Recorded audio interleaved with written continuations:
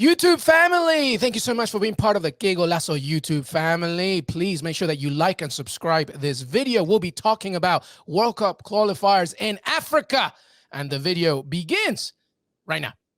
Africa's 5 qualifiers for the 2022 World Cup have been decided, and after a grueling 2 legs, it's Ghana, Senegal, Morocco, Cameroon, and Tunisia who will be going to Qatar. And I'm joined by Michael Lahoud and Tosin Makinde to discuss Tuesday's dramatic finale. All righty, everybody. Michael Lahoud, how are you, buddy? I am exhausted from yesterday's matches, but just happy to be able to talk about it because I just need to expel CAF World Cup qualifiers out of my system. It's that much. Well, we're going to do it today. Tosin Makinde is off to a funeral. I see Tosin, Nigerian scams. All black. Your Peruvian brother, all black, everything. What's up, Tosin? How are you, man? Hey, man, listen, I'm better than yesterday. That's all I can say. It's a new day. It's a brand new day. I'm alive, and that's all we can say.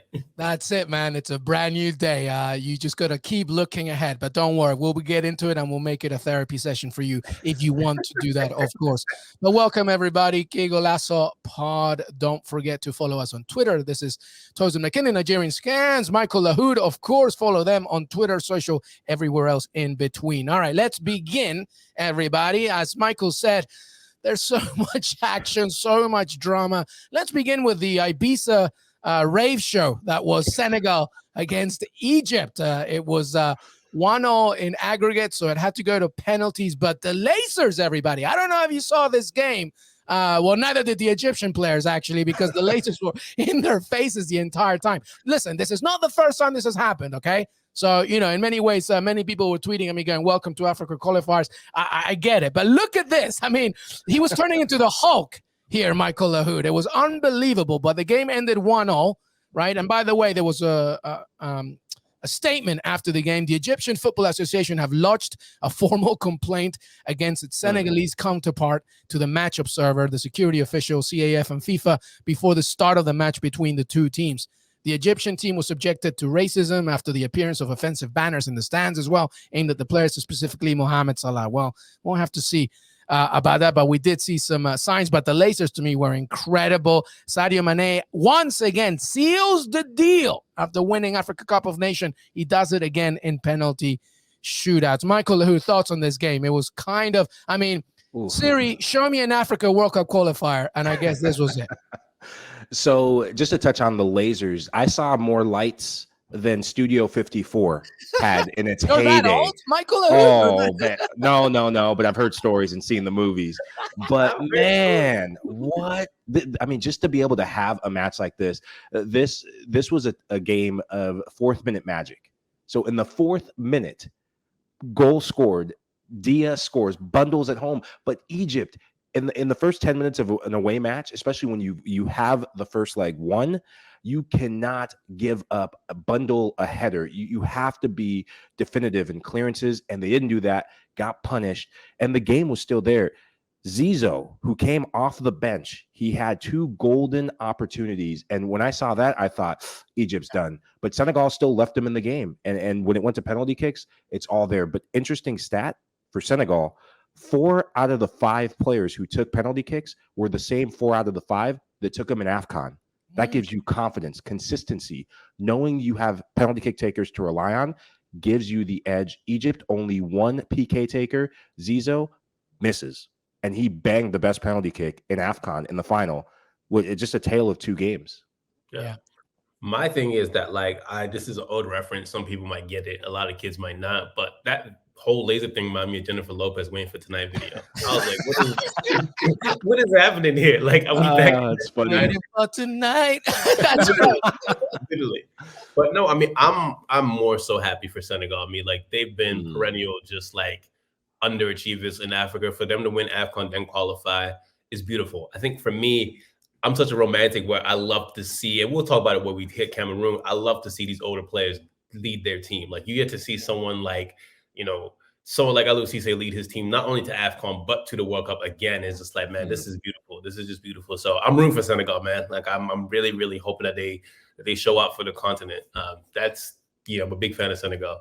No, absolutely. I had the pleasure of talking to Sadio Mane right after winning Africa Cup. And he talked about these World Cup qualifiers, not so much, but to your point, Tosin, just how much it means for Senegal. And Senegal, I guess if you're a neutral, I mean, they're just such a fun, energetic, vibrant, smart, and, team that really represents the nation. Having said all that, Michael, let's just quickly come back a little bit to the laser show because it was a big deal. El Shenawi, by the way, their goalkeeper, I thought was performed admirably throughout the entire game. Lasers or no lasers, he was really delivering, and he even made some good attempts in the penalty shootout. But it was an issue. I mean, do you think that, I guess Egypt's complaints are justified? Absolutely, they're justified. And it's also CAF, and it's also World Cup qualification. Coming into this game, Senegal, they're christening a brand new stadium for the future Youth Olympic Games, I think in 2026. Senegal, they do not want to lose that match, not just because it's a new stadium, it's World Cup qualifiers, man. They went and pulled out all the dirty tricks, all the dirty stops. This is part of the dark arts of African World Cup qualifiers. And Egypt, what you now know is if you want to take revenge to another level, definitely bring a big projector on top of lasers. I was just gonna say, bring just carry a lighthouse. Bring the bat signal if you have to, and shine it. Never, but these are the things that make it. It's the madness of the beautiful game, and sometimes it becomes the dark arts of the beautiful game, where it's win at all costs. The money that goes into qualifying, the prestige. And Senegal, they were not going to take any chances, especially after what happened in the first leg when they were really second best overall, minus a couple half chances in the second half. So it was, I'm sure something was said of like, hey, we are not going to leave it to chance. And they didn't. Listen, this is football. I mean, I know a lot of people get upset. Like, we all come from a different generation where, like, we all understand, like, hey, man, you got to do what you got to do to win. Ghana did it to Nigeria. We'll talk about it later. Ghana purposely went to a horrible field against Nigeria. And, like, I'll talk about that more in detail. But this is what it is. I know people are going to complain, like, this isn't football. This should stop. Hey, listen, like I said, I come from a generation where I understand, hey, man, you got to do what you got to do to qualify. And like I said, like one of my biggest football memories is 1996 when Nigeria didn't go to AFCON because of Abacha, and like South Africa won. I told South Africa all the time, you have our AFCON, and that's just the way football is. You have politics, you have this, you have that. It sucks, but this is the sport that we play, and it's never going to change. So I'm not a big fan of it, but I'm also a fan of it because that's what makes the game the game. So, yeah, you got Africans and South Americans in here. You just gotta know there's also a cultural standpoint to it. This is just what happens, and you gotta deal with it. I do find it funny though because they were all similar lasers, so you just know there's a guy outside the stadium with like a truck, just like selling them off. Well, you should check. Someone should check stocks on lasers in West Africa, especially in the Dakar, Senegal area. I'm sure it's just through the roof. I might go and buy on NASDAQ today. I tell you something, it was just like Tosin said, it was a Jennifer Lopez video. It was a 90s rave in Ibiza. I don't know. It was just crazy. All right, final question on this game because Senegal are in the World Cup. And to me, they're in pot 3.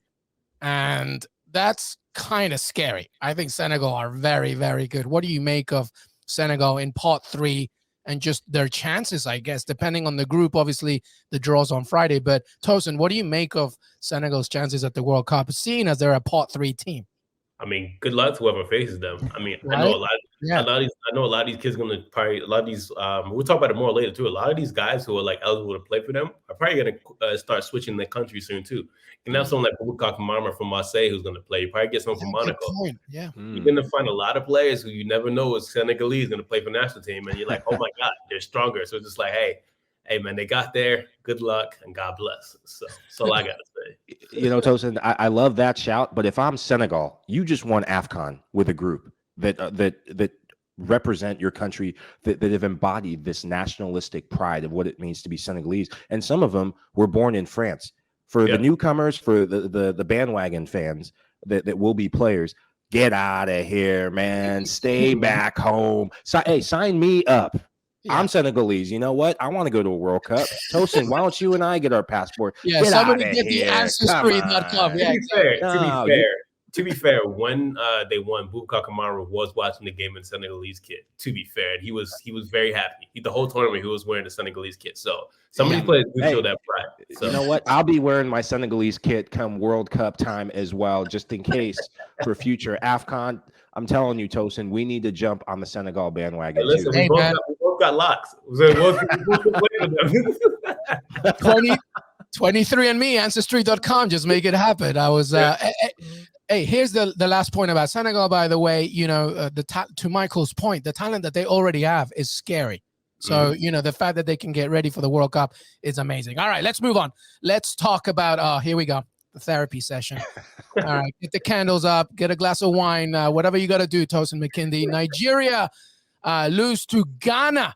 You know, obviously on away goal differential, by the way. All right, Tosin, straight away, who's to blame for this? Everybody, every journalist in Nigeria, all the uncles in the NFF, aunties too, Buhari for showing up, the Nigerian casual fans who don't believe me. Listen, I've watched every single Nigeria game. Like my earliest. Okay, so dissect to me this then, because obviously there was a certain level of confidence in Africa Cup of Nations, obviously because you know, the way that they started that tournament, and even so as well, Ghana entered this in mayhem. I mean, there was so many messes. So what happened? That was the stage too overwhelming for them? Here's my thing. I think Nigeria should have not fired Gernot Rohr at the time they fired him. I think if you were going to fire him, it should have been 2019. You don't take this guy who, by the way, and I'm going to say this, a lot of people don't remember Nigeria before Gernot Rohr. 2013, we won AFCON. 2015, 2017, we didn't qualify.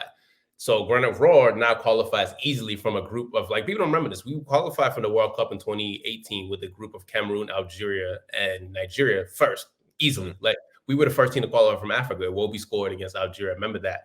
And he qualifies easily for AFCON. He qualifies easily for World Cup. They fire him because it's not that, you know, sexy of a play. I'm just like, who are you going to get this better? Like, and my dad and I argue about this all the time. Like, we need local coaching. Like, there is no good local coaches. I'm sorry. Like, there's a reason why most of our players play in Europe, because that's not a sustainable league. It's not the Egyptian league or the Tunisian league, where it's like the best league in Africa. It's not a good league. So people have this weird nostalgic vision of this, like, well, our best players in the 90s came, like Okocha and Kanu and all those guys. But it's not the 90s. It's just 2022. Things have changed. Your best players play in Europe. Your best striker literally is Serie A Player of the Month for a reason. And you need to surround him with talent. And you didn't do that. Yeah. Like, Osimhen is running by himself all game. It's just like, where are the wingers? Where are the midfielders? So for me, it's a failure from the top coming all the way down. You have greedy uncles who just want to, you know, and we all know this is how it is in Africa. You got to pay somebody to pay on the team and this and that.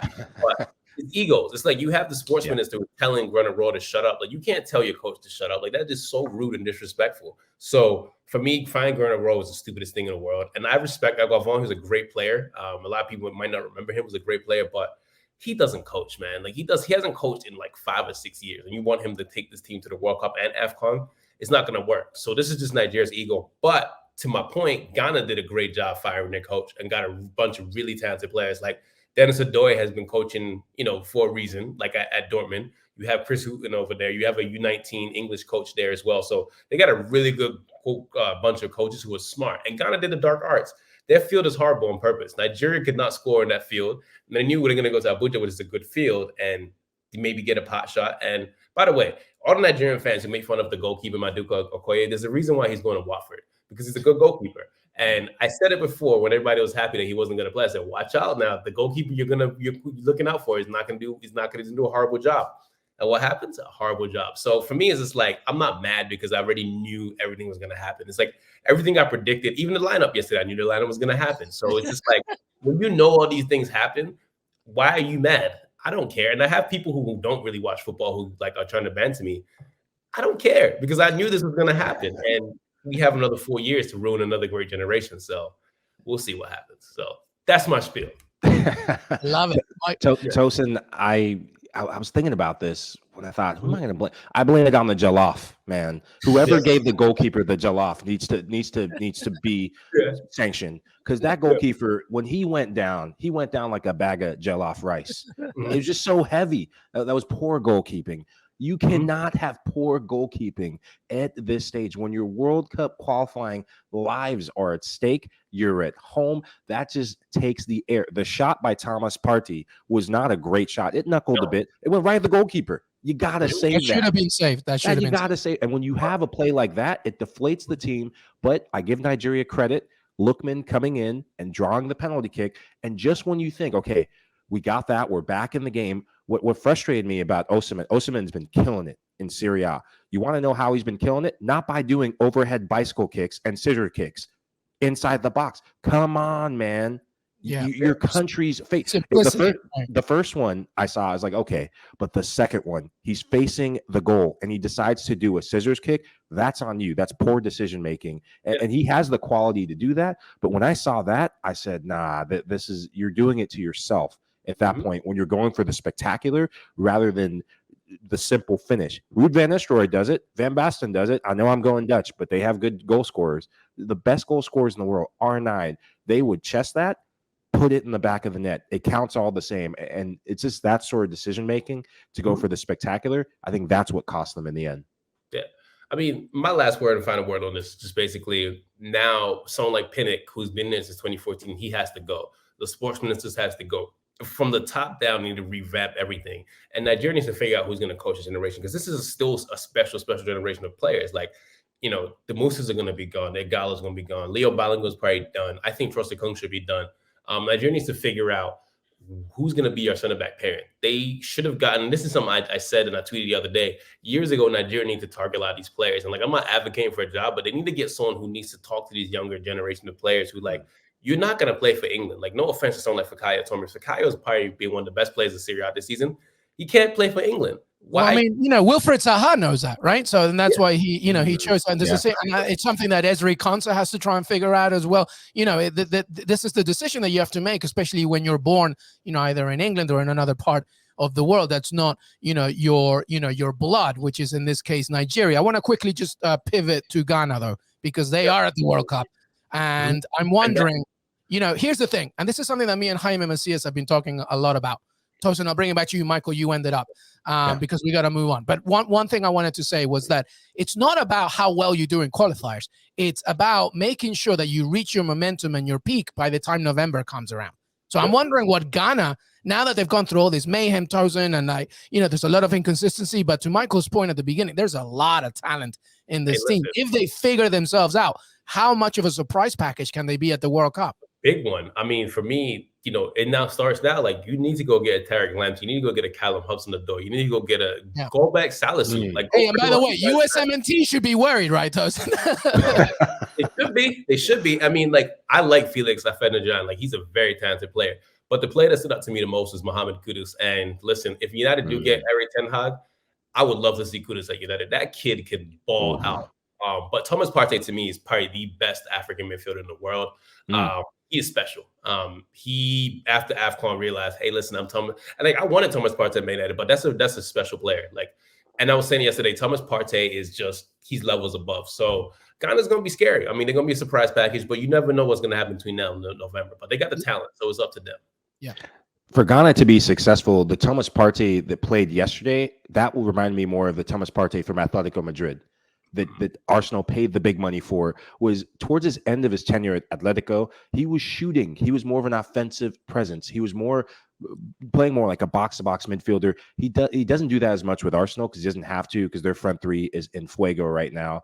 And I know all of the Arsenal fans, I know I rip you week in and week out, but I got to give you a shout out for that because you're going to get fourth. But I digress. Sorry, United fans. I digress.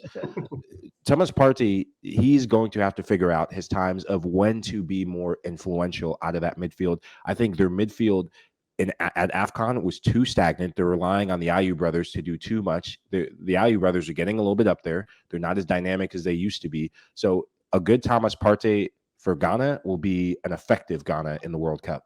Yeah, he's a tremendous player, tremendous. And when you wear the national team shirt, it becomes even more so. All right, we're just going to wrap it up by the way, reporting that unfortunately some tragic news. Zambian Football Association reported that the death of Dr. Joseph Kabungo, who's a CAF FIFA medical officer who was on duty for the game in Abuja. There were some, obviously some sad scenes at the end of the game. And reportedly, this has nothing to do with that. Apparently, it's got to do with something unrelated. So we just wanted to note that regarding that game. All right, let's move on here. Algeria against Cameroon. My God. You can't, not even Steven Spielberg can come up with something like this. Unbelievable. Well, Algeria, it was a roller coaster of events, by the way. But, and the away goals rule is still a thing, which I had to remind myself because obviously what was happening with the Champions League. But Algeria had this set, thanks to obviously, including Slimani, etc. And there was Algeria were done. They were 2-1. They were ready to go. 123rd minute at the death. It can be finishes it from a set piece. And Cameroon, a good day for Cameroonian uncles, Tosin, Makinde, but unbelievable. Cameroon, Michael Lahoud, are at the World Cup. Wow. Listen, go ahead, Mike. Go ahead. No, Tosin. I was just taking a deep breath, just waiting to exhale part 2. So either one can jump. Just let me know. Let's go with you first, Michael. Michael, let's go with you first, and Tosin, you feel free to jump in. Go ahead. I'm gonna have to breathe into this one. So, from the Cameroonian standpoint, this is a statement win. They made some gutsy decisions to leave their captain and arguably the best player in last AFCON, Vincent Aboubakar, on the bench. Nuhu Tolu on the bench, who put Mohamed Salah at different points in his back pocket at AFCON. These are big decisions. Eric Maxime Choupo-Moting, captain, he barely was a factor at AFCON, and now he's all of a sudden the captain in the second leg in this make-or-break game, and it pays off because of what? Again, bad goalkeeping. So, little personal thing. I used to be teammates with Rais Mboli, and when I was in the Philadelphia Union, and when that cross came in, I thought to myself, I've seen this movie before. It's an M. Night Shyamalan nightmare because he bundled it. And it happens to any goalkeeper. But when I saw that, I thought, oh, man, Algeria, you are in trouble. Anything but that. And who reacts fastest? Choupo-Moting. But for Algeria, I think what struck me is there was a couple plays. Slimani getting back to that form. That's why he was leading AFCON or CAF in goals scored coming into this match. But it was the decision where he's in behind and he passes it to Bilali. And Bilali fluffs his feathers, fluffs his lines, and misses the goal entirely. I think if Benrahma was on the field, that's a goal, game, set, match. But you got to give it to Cameroon. If a team like Algeria gives you the open door, they took it, and what a dramatic finish it was. You can't script that stuff. Yeah. No. I mean, for me, the nostalgia in me right now is just gleaming. Like seeing Eto'o and Rigobert Song after the game, like that was it to me, Tosin. I'm gonna let you carry on, but just there was one moment in the game. I think the game was still going on, and Samuel Eto'o is looking at Song like death stare, like, hey, we better get this shit done right now. And then it happened. It was amazing. Carry on, Tosin. Unbelievable. For me, it's just like I knew they were going to win once Eto'o was training with them. Once Eto'o was training with them, I was like, nah, you guys are finished. Like Eto'o and some training with you, you better not. Because Eto'o's got the president in his hand too. Like, boy, listen. And that's what Nigeria needs to do, by the way. They need to get the president and the just figure it out. But listen, I'm very happy for Cameroon. I always joke and say Cameroonians and Nigerians that just ran away. But listen, we want the Bakassi Peninsula back, by the way. We want that back, Cameroon. Give it back to us. I know my history, or we want it back. But amazing. I'm very, very happy for Cameroon. All right, so very quickly, before we move on to the next game, Cameroon at the World Cup, just very quickly, what are the chances do you think here, Tosin? And then Michael, jump in. Be careful. Anybody who's playing against Cameroon, be careful. They're called Indomitable Lions for a reason. So just this game's not done with them until the whistle goes. Michael? It depends on which pot that they're in and also who they draw in their group. Typically, African teams get drawn in difficult groups. We got to sort that out, FIFA. I think this could be a year where we see a different sort of African team emerge. And this Cameroonian team, no Anguissa, who's a very formidable midfielder. You have Carl Toko Ekembe, who is a player that I gave a shout out to that was going to be the difference maker. And what did he do? He won them the tie overall and put them in the World Cup. And you have Vincent Aboubakar coming off the bench. This is a team that's slowly emerging, that has depth, that has new inspiration with Eto'o and a manager. So they're going to be very dangerous in the World Cup. Yeah. All right. So let's wrap things up. I'm going to put the two final results in one, and then you just give me thoughts from either one. Okay. So obviously disappointing. We all wanted DR Congo to make it, but Morocco were just too good at home. They make it happen there at the World Cup. And as well, Tunisia, we thought Mali, the talented Mali, were going to get it done, but maybe youth was a factor here, and the experience of Tunisia got through very slightly, though. There was a Musa Sissoko own goal from the first leg, and that settled the tie, of course. But this is Tunisia's 6th time to qualify as well. So Morocco are in, Tunisia are in. Tosin, thoughts? Well, for Mali to lose like that on their own goal, that is unfortunate. That's only I gotta say. Yeah. It's so tough.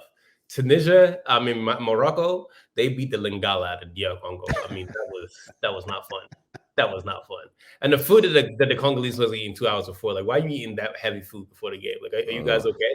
So that's all I gotta say is DR Congo was very unserious and disappointed me. But very unserious. Michael, thoughts on those 2 games?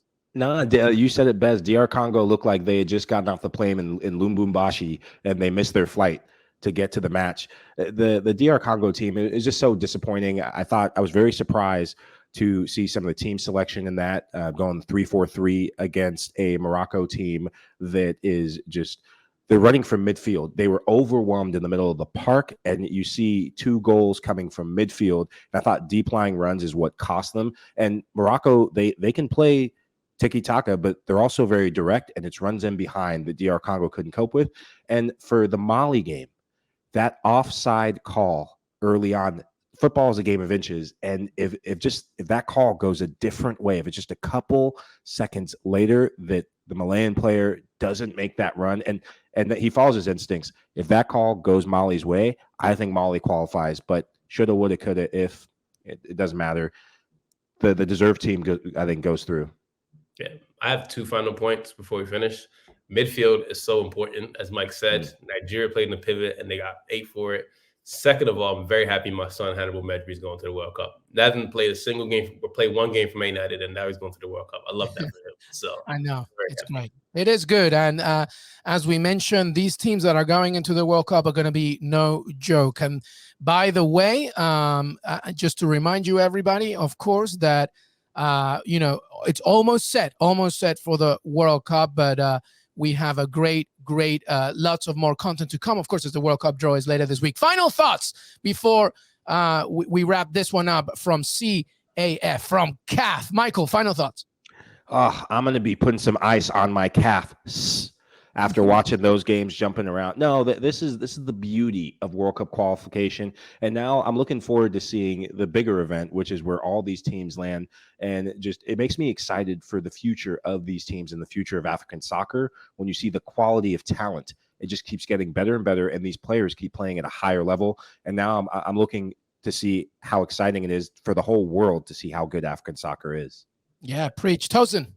My last point is, please stop complaining that there's not enough European spots. You can see there's no Ivory Coast, there's no Nigeria, there's no Egypt, no Algeria, no Sierra Leone. No Sierra Leone. Wrong group chat. Yeah.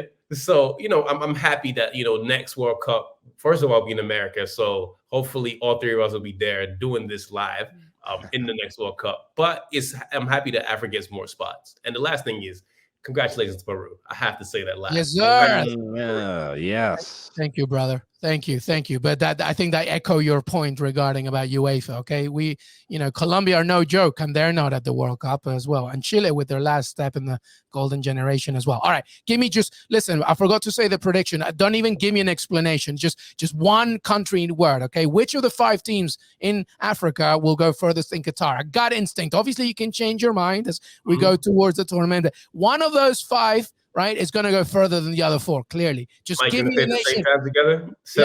Right. Let's do it. All right, well, let's all do it at the same time. 1, 2, 3. Senegal. Cameroon. All right. I got to give some spice to. Yeah, I love it. I love it. All right. Well, Tosin Makinde, Michael Lahoud. Make sure to follow them on social media. Of course, Instagram, Twitter. Of course, part of the CBS Sports family as well. Qué Golazo. Michael, thank you so much, brother. I love this. Thanks for having me on. Nigerian scams keep on scamming. Thank you, man. Appreciate you. All right. Thank you, everybody. Make sure to follow us on Twitter, Qué Golazo Pod, and of course, everything else. We will see you next time. Till then.